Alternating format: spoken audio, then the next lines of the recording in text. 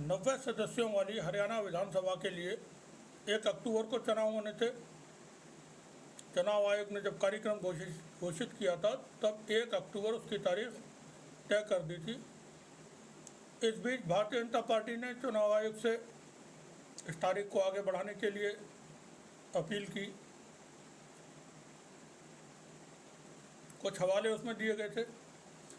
चुनाव आयोग ने अंततः तारीखों में परिवर्तन किया और वो तारीख अब 5 अक्टूबर है। 5 अक्टूबर को हरियाणा में विधानसभा के चुनाव होने 90 सीटों पर। इस दौरान भारतीय जनता पार्टी में बड़ी उथल पुथल है। जो सर्वे रिपोर्ट आ रही है उसके मुताबिक 70 सीट के आसपास 60 से 70 सीटें कांग्रेस को मिलने जा रही हैं वहाँ पर, और भारतीय जनता पार्टी को तकरीबन 18-20 सीटें मिलने की बातें की जा रही हैं। अब जो हम बता रहे हैं आपको, ये 2 बड़ी अहम खबरें हैं हरियाणा चुनाव को लेकर के। भारतीय जनता पार्टी में इस्तीफों की झड़ी लग गई है। टिकट जैसे ही ऐलान हुआ भारतीय बीजेपी की तरफ से 67 उम्मीदवारों के टिकटों की घोषणा की गई है, जिसमें 40 से ज़्यादा लोगों को बदल दिया गया है। उनकी जगह पर नए उम्मीदवारों को तरजीह दी गई है। जिसके बाद बीजेपी में इस्तीफों का दौर शुरू हुआ और बड़े लीडर्स ने इस्तीफे दे दिए और उन्होंने ऐलान भी कर दिया कि हम चुनाव लड़ेंगे निर्दलीय की हैसियत से। ये रंजीत चौटाला हैं और सावित्री जिंदल। सावित्री जिंदल भारत की सबसे अमीर, सबसे ताकतवर महिलाओं में से हैं। जिंदल ग्रुप ऑफ इंडस्ट्रीज की मालिक हैं वो। बीजेपी से मंत्री थी बीजेपी की हरियाणा सरकार में। उन्होंने ऐलान कर दिया है कि वो निर्दलीय चुनाव लड़ेंगी। तो हम ये पूरी खबर आपको बताते हैं। बीजेपी में बगावत तेज हो गई है। भाजपा सांसद नवीन जिंदल की मां और पूर्व मंत्री सावित्री जिंदल ने भाजपा से टिकट न मिलने के बाद बगावती रुख अपना लिया है।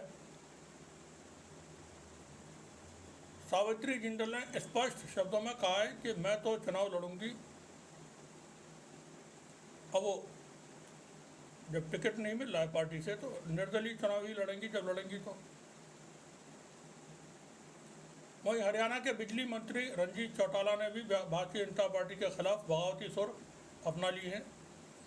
रंजीत चौटाला ने भाजपा को छोड़कर निर्दलीय चुनाव लड़ने का ऐलान किया है। जानकारी के मुताबिक 8 सितंबर को रानिया में शक्ति प्रदर्शन करेंगे। रंजीत चौटाला ने कहा कि भाजपा हाईकमान ने मुझे डबवाली से चुनाव लड़ाने का ऑफर दिया है, लेकिन मैं ये ऑफर ठुकरा दिया है उन्होंने। रानिया सीट से टिकट न मिलने के बाद चौटाला ने कहा कि वो जल्दबाजी में कोई निर्णय नहीं लेंगे। सावित्री जिंदल का यह फैसला भाजपा के लिए बहुत बड़ा झटका होगा कि वो निर्दलीय चुनाव लड़ेंगी। बहुत ताकतवर लीडर हैं वो।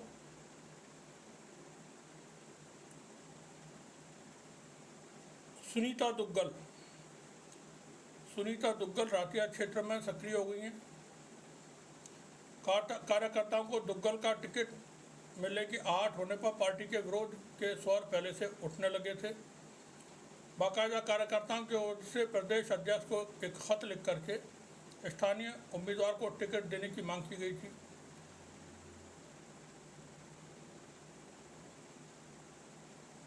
लक्ष्मण नापा, उनके कांग्रेस ज्वाइन करने की संभावना है। भाजपा से इस्तीफा देने के बाद लक्ष्मण नापा के कांग्रेस ज्वाइन करने की संभावना है। नापा से जुड़े लोगों के मुताबिक वीरवार को यानी आज के दिन दिल्ली में पूर्व मंत्री भूपेंद्र हुड्डा के नेतृत्व में वो कांग्रेस का दामन थामेंगे।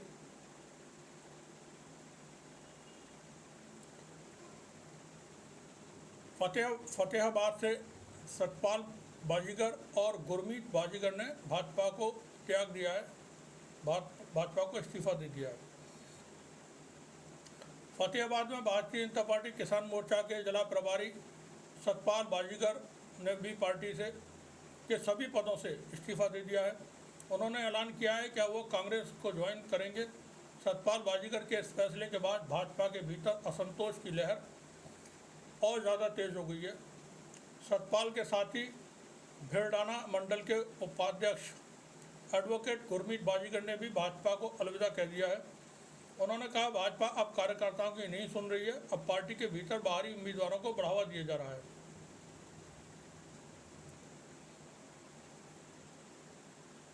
हिसार से टिकट कटने के बाद पूर्व मंत्री सावित्री जिंदल ने समर्थकों की बैठक बुलाई है। टिकट कटने के बाद सावित्री जिंदल ने हिसार से अपने समर्थकों की अहम बैठक बुलाई। बैठक में बड़ी संख्या में उनके समर्थक जुटे और आगामी चुनाव को लेकर रणनीति पर चर्चा हुई। सावित्री जिंदल हिसार से चुनाव लड़ने का ऐलान किया और कहा कि भाजपा से बगावत की बात कहां से आ गई, मैं तो भाजपा में थी ही नहीं। वहीं पानीपत में महिला मोर्चा की जिलाध्यक्ष ने इस्तीफा दे दिया। भारतीय जनता पार्टी की ये जिलाध्यक्ष हैं आशु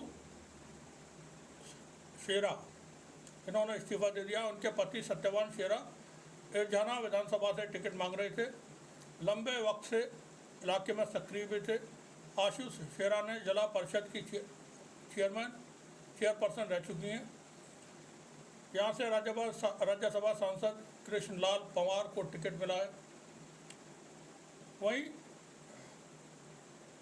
समा लखा से 2 बार बीजेपी के टिकट पर चुनाव लड़ चुके शशिकांत कौशिक ने भी बैठक बुलाई। समर्थकों के साथ फैसला लेंगे आगे क्या करना है। यहाँ से पूर्व मंत्री करतार सिंह भड़ाना के बेटे मनमोहन भड़ाना को भाजपा का टिकट मिला है। तो शशिकांत कौशिक जो हैं आहत हैं, वो पार्टी छोड़ेंगे, आगे क्या करेंगे अभी वो ऐलान करेंगे। एक और खबर है, भाजपा से टिकट कटने के बाद सफीदों के पूर्व मंत्री बच्चन सिंह आर्य और उनके समर्थकों ने आर्य सदन में रात में विरोध किया और बीजेपी के पोस्टर उतरवा दिए। कुरुक्षेत्र में भी कुछ इसी तरह का हाल है। कुरुक्षेत्र के थानेसर में वरिष्ठ भाजपा नेता कृष्ण बजाज के समर्थक सड़कों पर उतर आए हैं और रोष उन्होंने प्रकट किया है। उन्होंने निर्दलीय तौर पर चुनाव लड़ने की मांग की। टिकट कट गया तो उनके समर्थकों ने अब कहा है कृष्ण बजाज से कि आप निर्दलीय लड़ें। थानेसर में भाजपा से अभी तक वो जुटे हुए थे।